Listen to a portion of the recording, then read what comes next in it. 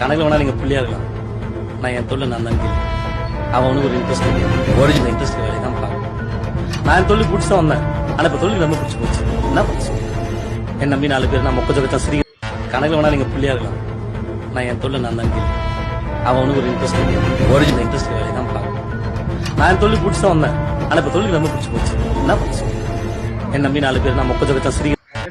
என்னை பொறுத்த வரைக்கும் வேலை அப்படிங்கிறது நம்மளுக்கு ரொம்ப மனசுக்கு பிடிச்ச ஒரு வேலையாக இருக்கணும். டே டு டே அந்த வேலையை நம்ம திரும்ப திரும்ப செய்யணும்னு தோணும். எத்தனை வாட்டி செஞ்சாலும் நம்மளுக்கு போரும் அடிக்கக்கூடாது.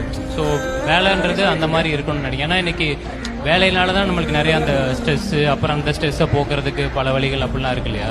ஸோ சிம்பிளாக வேலையை லவ் பண்ண ஆரம்பிச்சிட்டோம் அப்படின்னாலே அங்கேயே மேக்ஸிமம் எல்லாமே முடிஞ்சிடும் அப்படின்னு நினைக்கிறேன்.